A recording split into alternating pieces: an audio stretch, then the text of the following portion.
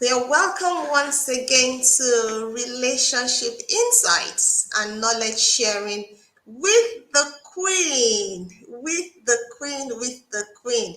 And it's such a privilege to be here this day again with an amazing person. I have my guest with me today, and she will be talking about something very, very um, crucial, very, very important. And before I introduce her on insights and relationship insights and knowledge sharing with the Queen, we talk about everything relationship, from parenting to relationships between couples, single individuals, divorced, separated, anything that has to do with relationship. That's what we talk about here. And because we believe that every relationship can work when the knowledge gap is bridged. And today we'll be looking at something very important. We'll be looking at the effect of screen dependence on raising emotionally intelligent Gen Alphas. And I have in the house with me someone that is very, very versed in this area. And she will be looking at what we have to discuss this afternoon. Um, yeah, I'm going to read her profile, a short profile, Now, Nene is a family life practitioner, integrated life coach with specialization in child mental wellness education.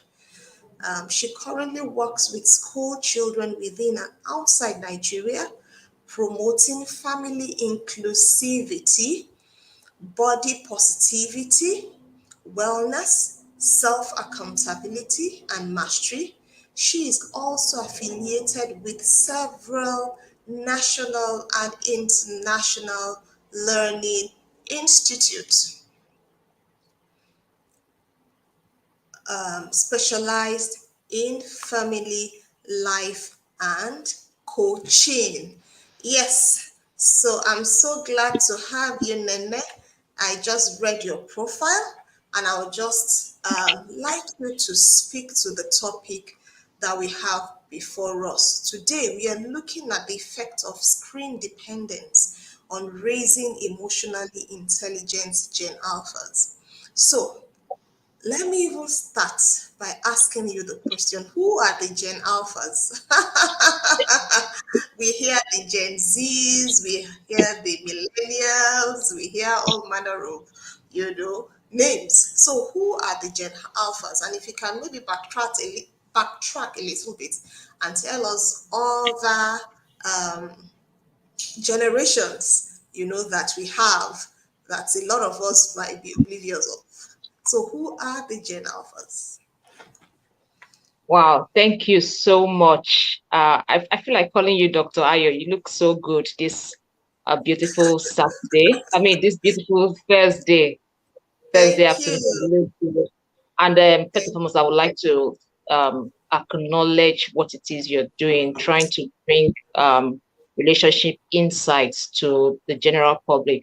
This, I have listened to some previous session. By the way, your last speaker, while I was listening in on her, I just had this a conscious reawakening of my relationship with my dad. And it's really made me, sorry, I'm deviating a little bit. I just wanted to bring that up to our attention. While I was listening to her, it's really made me to appreciate my own dad personally. Growing up, my dad never called me by my name. For some reason, he never called me by my name. He had a special name for all of us. And till thy kingdom come, I can't I don't think, okay, maybe once. My dad has only gotten angry with me once, and that was the only one time I can remember he called my full name like Nene. That's how that's the just, and it was so unique. This is like years, decades ago. But I remember it so well because that was the only time he called me by my name. So there is really a very, very important role, not to disregard the role of anybody in child rearing or child raising, but there is nobody's role that is oblivion, or there is nobody's role that doesn't have an importance to play when it comes to child rearing. I don't know if you can hear me very well. Yes, I can. Awesome. Awesome, because it seemed like you were frozen from my end. Oh, no, So I can. all right. So I really want to thank her for really doing justice to that topic. Now, when you speak about the different generational gap, from millennials down to Gen Zs, down to Gen X, down to Gen Y, there are so many. But why did we pay attention to, the Gen Alphas? Who are the Gen Alphas? When we look at the Gen Zs and the Gen Alpha, what differentiates them? Now, the Gen Alpha is the generation after the Gen Zs. Most of the Gen Zs we have now are in their teenage years. So they are the ones that, of course, from the millennials, when in technology or when the use of mobile devices and a lot of internet enabled devices came into play. This generation, like we describe them as the digital natives. They are the ones that were born into technology. They are the ones that um, literally can't do without technology. So there was a time in life that we refer to as the industrial age, right? When a lot of things were done manually. So we are in this video conferencing call. It is live. You are miles away from me. I am miles away from you. How cool can technology be? But this is something we are excited to use, because growing up, we couldn't have imagined having a meeting. Like, it would have seemed so strange, right? In my place, when things like this happen, what we say is, in Igbo, they say the white man is the spirit, because it's so exciting. You can just sit down and we just connect, and we feel like we are really not missing much apart from the item 7, obviously. But everything we want to flow, it will flow seamlessly as long as there's internet. So this generation alpha, have this as their lifestyle.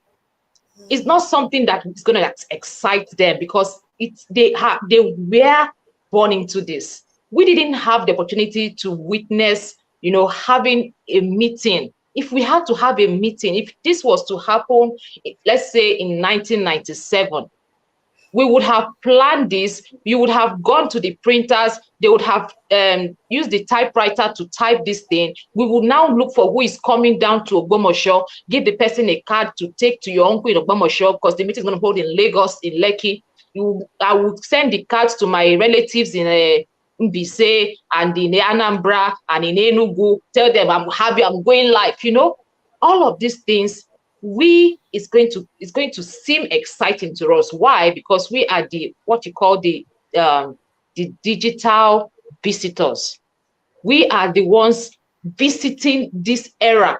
We were not born into it. So it is in this same year, between 2010, actually. After 2010 up until now, you have what you call the alpha generation, where they have come into this world. It is their life. We are only passing by and learning from them. Okay, thank you so much. So the Gen Zs are from 2010 till Yeah. now. I have one. Mhm. I have one in my Yeah, life. that can obviously operate all of your system. I'm sure if you give her any of your Oh, devices, yes. She she has will a teach YouTube. you. She has a YouTube channel herself. She does her Oh, video editing. She does everything. So it's amazing, what this generation, the Gen Alphas, can do. Okay, so I just wanted to, you know, I wanted you to let us know who these people are, so we are not like, okay, what are we really talking about this afternoon? So I'll give you the floor now to talk as much as you can on the effect of screen dependence on raising emotionally intelligent Gen Alphas. So yes, the floor is yours, Nene. Just tell us, teach us as much as you can on this particular subject. great. So, thank you so much about for this opportunity. One of the things that I'm very, very passionate about is raising children that are very, very aware of themselves mentally. I always like to use this illustration. How many times have you asked the question, "How are you?" And unconsciously, what comes to your mind is, "I am fine." Most people, even as adults, unconsciously, we have that generic response to how we are doing. And if you have not taken your time to realize it, a lot of times you are not asking because you really want to know. It's because we have been taught to respond in that way. Now, like I said earlier on, we this is really something we are excited about when it comes to technology, when it comes to being able to use your phone, not just to answer calls. Your phone is your workspace. Your phone is your, like, while we were on, right? If you notice, I went off for a while. What happened? Yes, My laptop was it went off. It went off. But we have learned how to cope so well under pressure that I just clicked on the link on my phone. So if you notice, this is the screen of this is a little bit like landscape. It's not portrait. yeah, So yes, this is how much we are doing to adjust to technology. Has technology been good to us? Oh, sure. Let's look at our schools. When your kids become of school age, what happens? We send them to a school where they are able to access.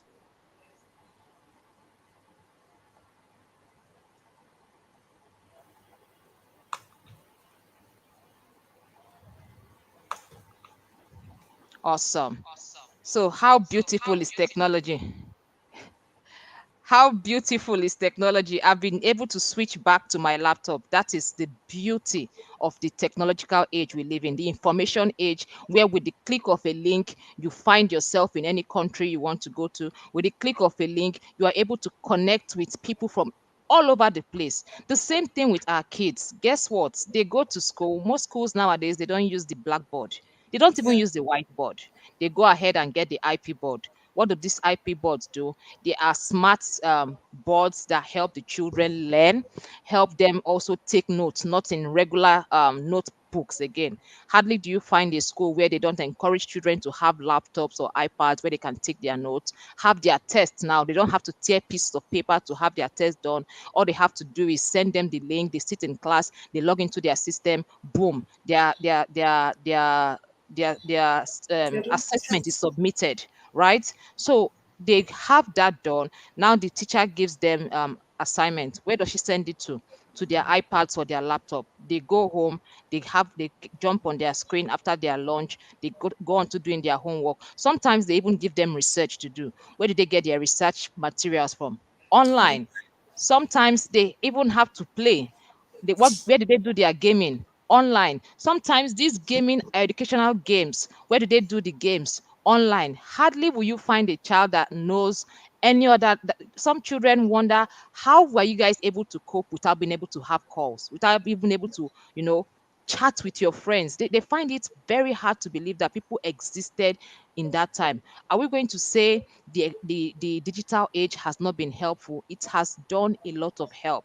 But at the same time, this generation alpha got everything at the click of a button.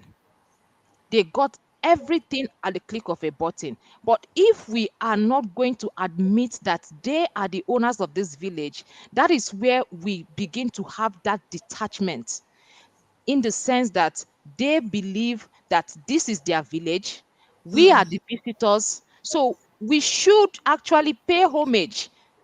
We should understand that everything around them, everything they work with, is from their native place. It's just like you going back to your village. How do you feel when you're at home? You feel relaxed. But does it take away the place of integration, the place of fellowship, the place of going out to also know other members of your community? It doesn't. That's why in the village, when you come back, every other person knows that you are back. Why? Because there is communion, because there is integration. But in this native village, you can literally live alone. You can live alone or even build your own village from tribes outside of your space. What does Absolutely. that do? It begins to take you unconsciously away from reality. You build a life in space, you build a digital world. And what does it do? Because you don't have to interact with your people or interact with your village physically, you begin to lose consciousness of your social awareness. You begin to lose consciousness of your social being. But in your mind, you feel you are social enough, but in a virtual world. But nobody was built, or we are not made to live in isolation. We are what sociologists call Social social animals. So, because we are social in nature, we are born in that social space where we actually experience friendship in real time, we find it difficult to comprehend how is it that people are able to feel comfortable just being by themselves and not interact. But will you blame these children when from school, gradually till the end of their day, all they have to do is to be on their screen? All they have to do is communicate everything they need to do. Even they will tell you, I've been able to speak with my friends and they are fine. I know what Sholakbe is eating for lunch. I didn't have to call her. I just had to log into my Fortnite account or log into my Roblox account, and I find out that in their house right now, their mommy just came back from work. To him, he's being social, but to you can't understand it. So the worst thing we can do as parents or as guardians or as caregivers or as educators, wherever you find out you have that connection with generation alphas, the last thing you want to do is to be in isolation, to be in denial, or to be ignorant of what is happening. Because the truth is, digital world, the tech space has come to stay. And the purveyors, the stakeholders of all of these digital devices are also very, very conscious. They are conscious of making content, churning out content that stimulates the brain of your child. And what does that stimulation does? It creates a neural path where there is what you call, sorry, I'm going a little bit, but I'll try to break it down as much as Please do possible. so that Yeah. people can. So there's something that is called positive reinforcement. So when I do something, right? When I do something and I get rewarded for it, unconsciously, I want to do it again. Okay. When I do something and I am reprimanded or I am punished for it, it sends a signal to my brain. So, because of the curiosity of the brain and because of conditioning as well, and maybe if you want to call it scripting for some people, when those things happen, sometimes your brain either flees, it freezes, or it tries to fly. So you have what you call the flight, freeze, or fight mode. So what does that do? if for instance you see your child, let's use a positive reinforcement, let's use something that is good. So your child, you come back from work and you see your child has done the homework, done his or her chores, and maybe is maybe having his or her free time to just spend with you.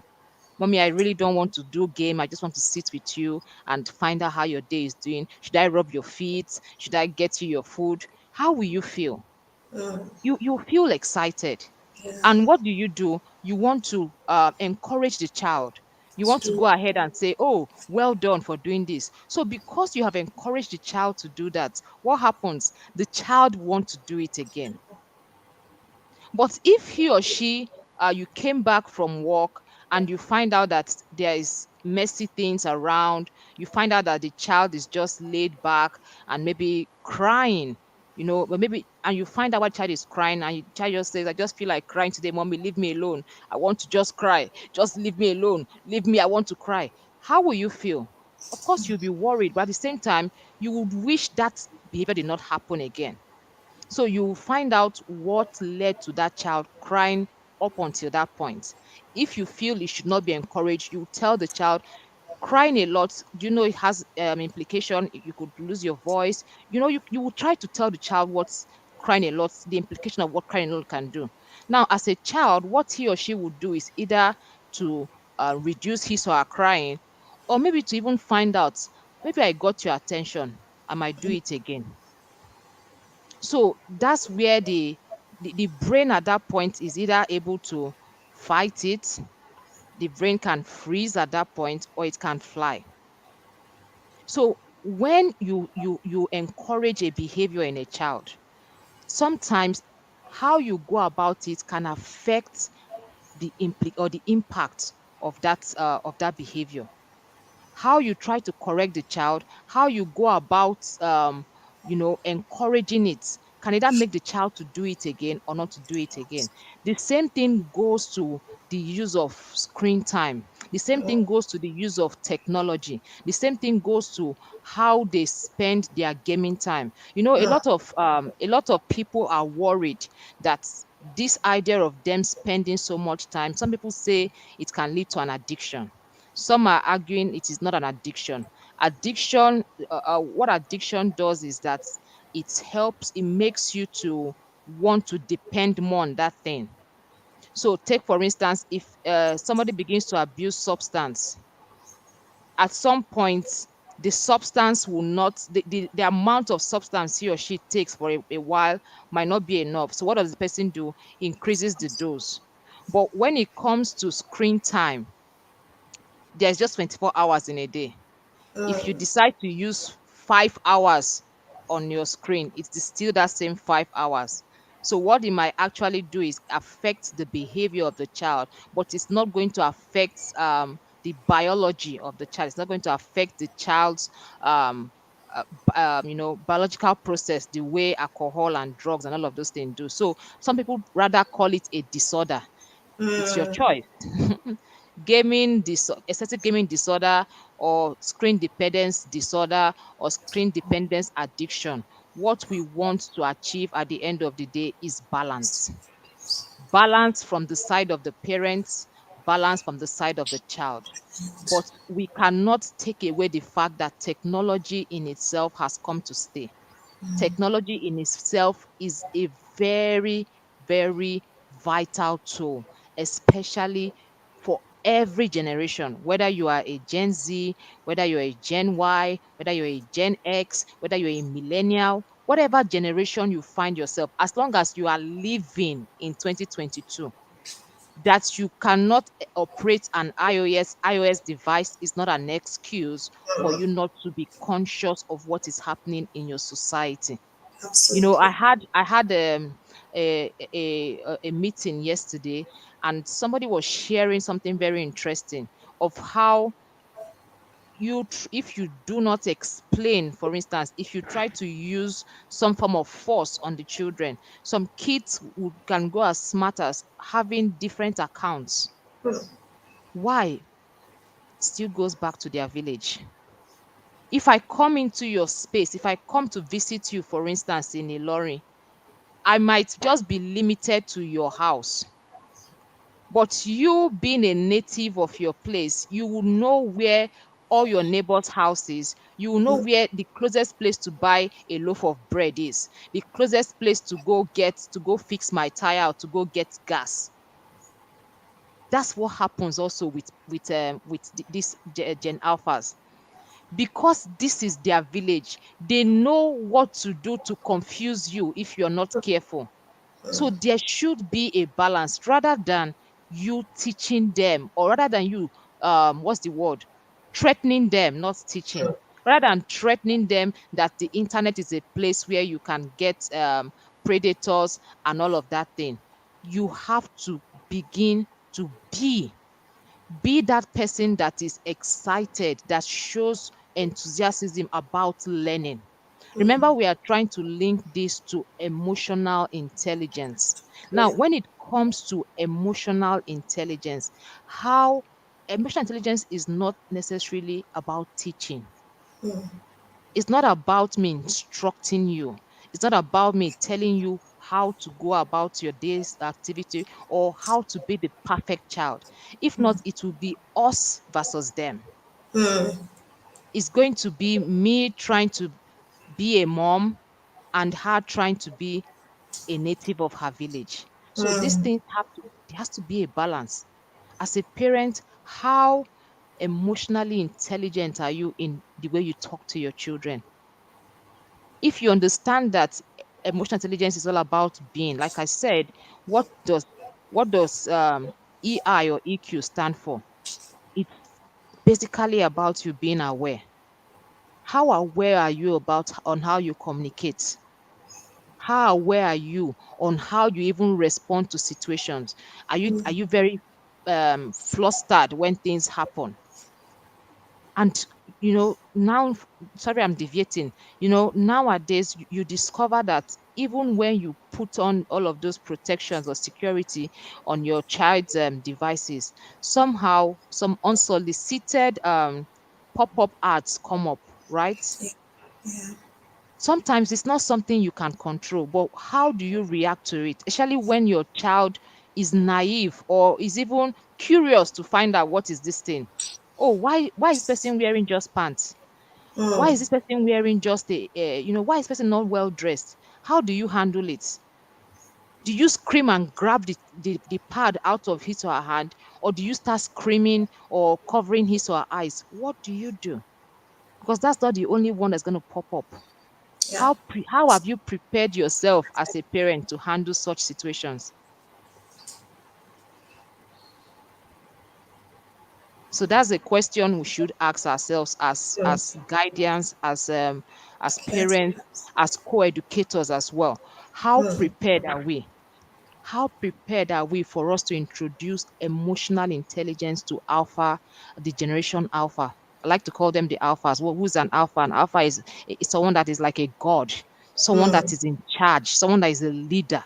So for these people to be termed as alpha, it shows that they are going there's something that they are going to see that we ourselves will be marveled at. There are levels of things they are going to operate as alphas that we are going to be marveled at. So it's not something that we can wish away. It's not something that we can bind away. It's something we need to be prepared as. If you call somebody an alpha, as spiritual people, when we refer to the ultimate being as an alpha, what does it mean? Beginning That's it. on the house of So these people are trend setters. They are forerunners.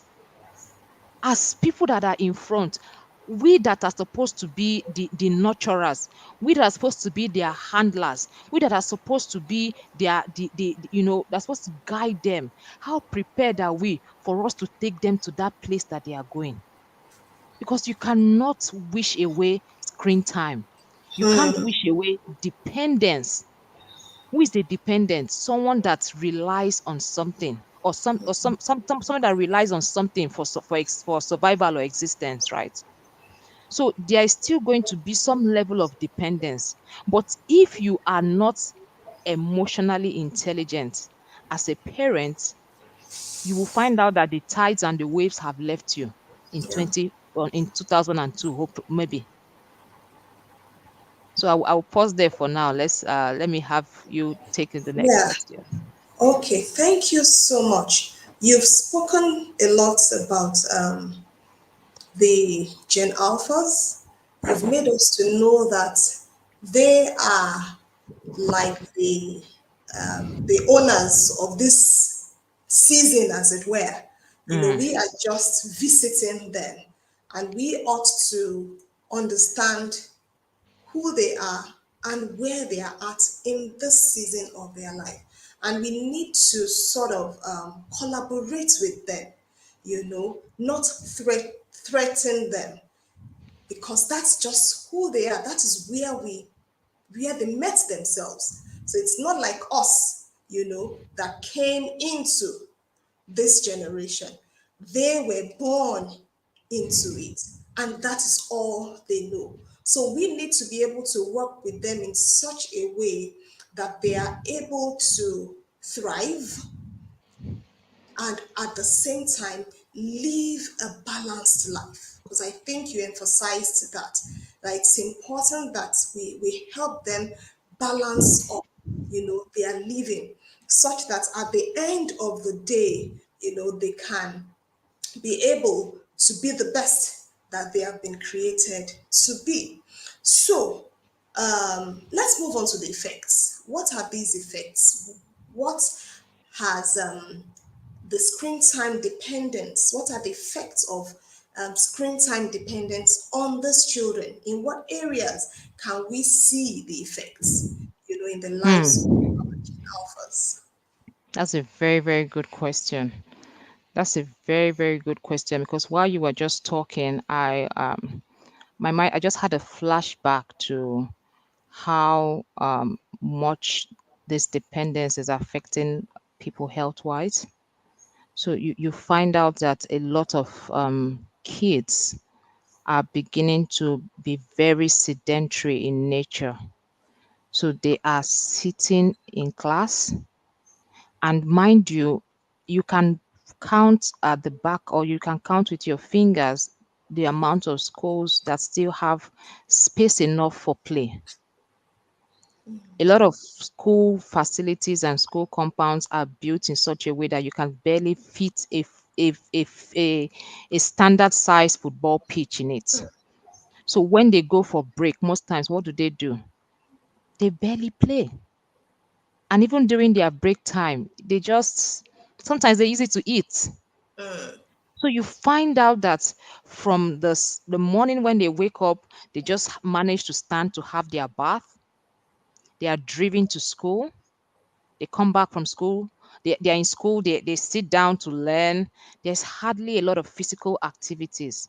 So they do that. They come back home. They still sit down to do their homework.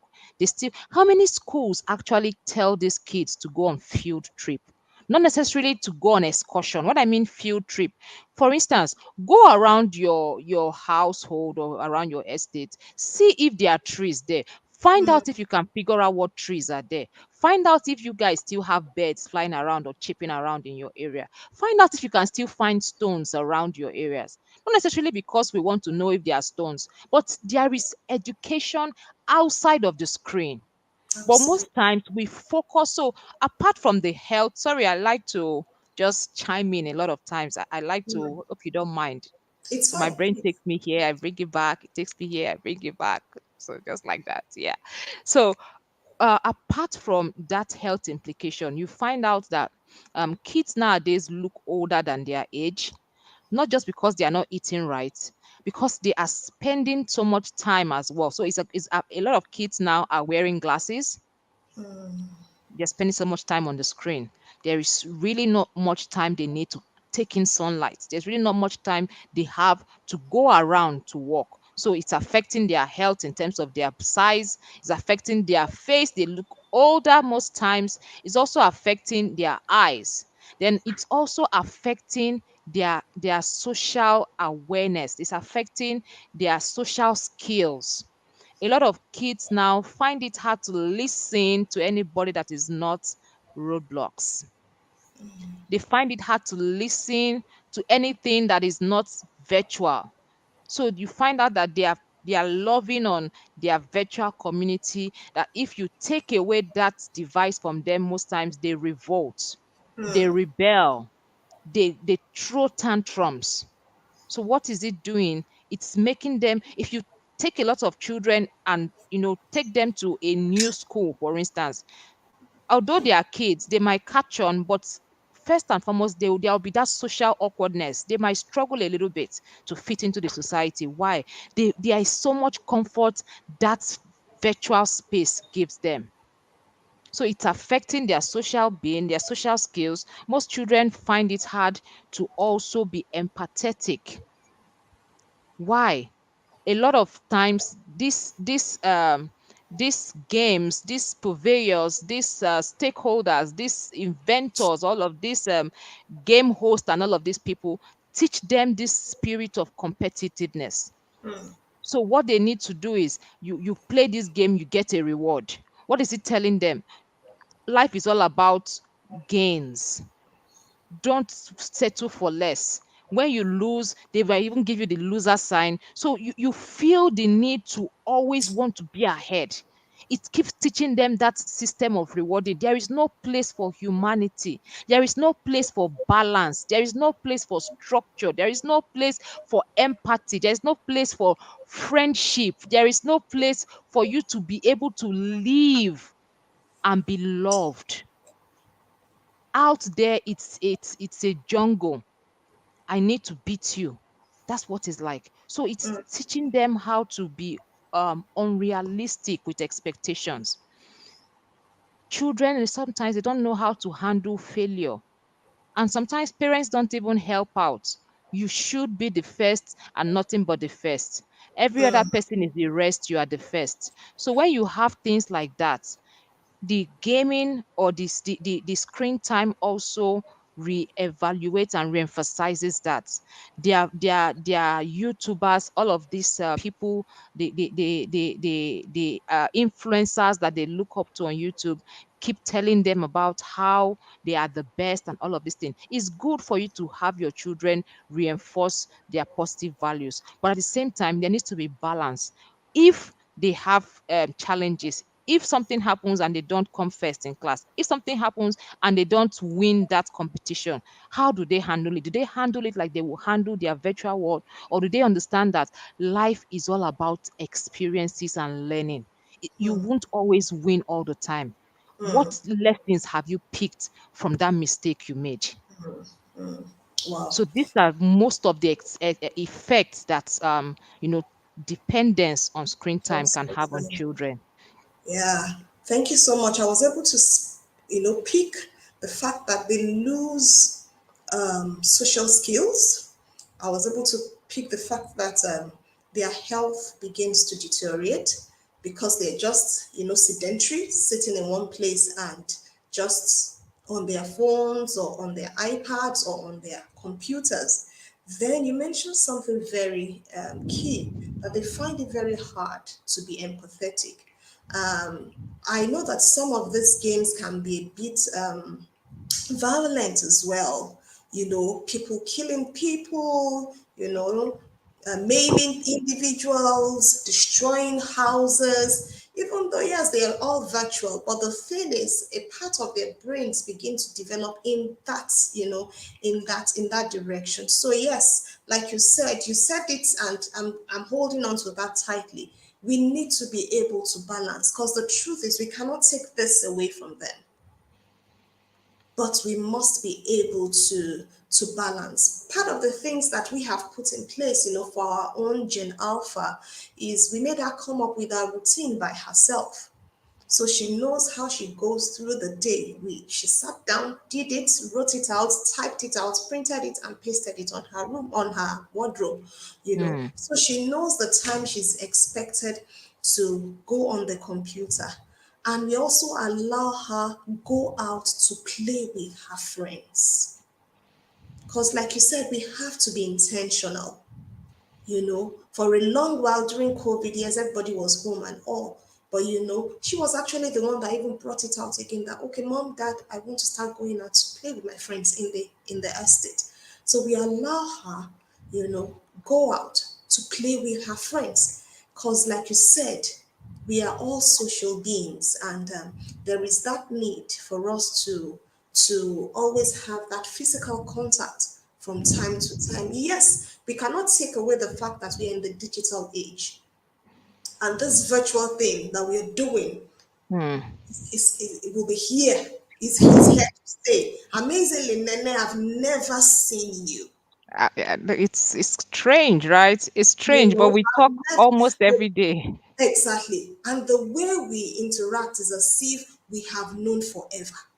Quite a Absolutely. number of people like that. Mm-hmm. That's the age we have found ourselves. You know, in as much as it has its upside, it has its downside. But the thing that should always, ring at the back of our mind is, how do I harmonize all these things? How do I balance up such that nothing is out, at the end of the day? We want to link this dependence on screen to emotional intelligence. So, how can we ensure that, in as much as we are in the digital age, our children still stay emotionally intelligent? They know the things they need to, the way they need to interact when you know they see others in the real world, not no longer in the virtual world. How are they able to interact in the real world, even though they spend more time in the virtual world, such that they are able to balance up life at the end of the day? Mm. Wow. Thank you so much for that question. You see, it will be easy. It will be very easy for me to, give one aspire to perspire kind of thing. And it's that's very easy to do. Give you 2 steps and 3 steps to how to do all of these things. But I would want to come from a place of my own reality. I want to come from a place of my own experience and struggles as a parent. I remember, I'm going to be very, very honest and sensitive or vulnerable, if you want to use that word. I remember when I my then I think I just had 2 kids then, and my daughter was very young. And one way I used to ease off my stress was there's this game, I can't remember the name of the game, but you Is it find Candy people. Crush? No, not Candy Crush. There's one that they'll be running, a guy and like you, like a chase. I can't remember the name of the game. My kids actually downloaded that game recently, and I was like, I remember this game. I've played this game a long time ago. So I remember then, like each time I felt overwhelmed, I would be on that thing and I would play that game like there was no tomorrow. And at some point, I would say being being aware of yourself is very, very key. I asked myself, when my daughter comes of age and she has something that takes her attention and time this much, how will I be able to correct her if I depend on that game so much? And to be very frank with you, after I had that self talk with myself, I not only deleted that game, I ensured that each time I buy a phone, I don't put a game in it. Each time I have a new phone, you cannot see it. That's how bad it is. You cannot, because I understood what effect that thing could have on me, especially if it's something you like. So I wanted to work on myself first. That way, I will be able to tell my children my own struggle. I will not come from a place of Judgment. aspire to perspire, church mind kind of thing. I when they showed me that game, I told them, I said, I remember this game so well. It's not about you'll be running. I even remember like the soundtrack of the thing, just like it just dawned on me how much I have helped myself. That way, they are able to also adhere to the screen time. When it's time for you to use the phone, use it 1 hour, you bring it back. It is easy. Why? Because I have told them how it Your story. affected me. Mm, mm, So, as a parent, we need to walk the talk. mm. Don't tell them what to do, and you Doing the are same thing. doing otherwise. Because as children, there are different stages in life. There's a point in life where you should be their teacher, Mm, where you should be their mentor. At a stage in life, you should be their friend. At a stage in life, you will now be the fan. You will be there cheering them up. But if you do not allow all of these phases to go by naturally, you will not be their fan, or you can't even be their coach when the time for you to be their coach comes up. So you need to walk the talk. Get to the point where you can say, I have struggled with this. I understand what you're going through. And parenting is not it's not a place to be a superhero. absolutely. If you struggle with things, I always encourage parents, have a parent coach. Have someone in your child's life that shares the values, or you've seen values you want your kids to have in future, and trust them. Even if you need to pay for it, it is much better to have a whole child than a broken adult at the end of the day. Absolutely. Don't wait until the child has left your house and you're wishing. No. What do you want to see in your child versus what the society is putting in your child? Whose Absolutely. voice should speak, or whose voice should be louder in your child's head? So Wow. understand your own strength as a parent. Understand if you know you don't have the grace of patience. Some parents, they have tried emotional intelligence, say, oh boy, my verse, my verse need emotional intelligence on his own. They know their self. As much as I don't want to beat this child, the backhand just comes like that. It doesn't work like that. But know your strength. If you know, it doesn't mean you're a weak parent. It's just you being emotionally intelligent. Like I said, it's not in the teaching. Self awareness is not in the teaching, it's in the being. It's in you understanding your strengths, knowing where you need to work on. Weaknesses is not a loss. Everybody has something they are dealing with, but what makes you stand out is your ability to know what you're dealing with and begin to handle it in a way that benefits you and people around you. Because Okay. if you are struggling as a parent, what's the probability that your child will struggle? It's quite high as well. Absolutely. So Absolutely. understand where you need help and seek for help. And people might tell me, one thing people always ask me is, I don't even know where to start from. I don't know where to seek for help. I've tried to talk to this person. What this person did was to take my matter and go and tell person B or person A. And I tell them, if we keep searching for perfect people in life, you won't find them. But when you are aware of yourself, you can begin to be that person you want others to be around you. Build that tribe in yourself. Put out the word there. Even when let people see you and let that legacy they have about you be that this person is dependable. This person tries to be vulnerable up to the point where he or she knows his or her strength and is able to call for help where there is need. So find people of like values.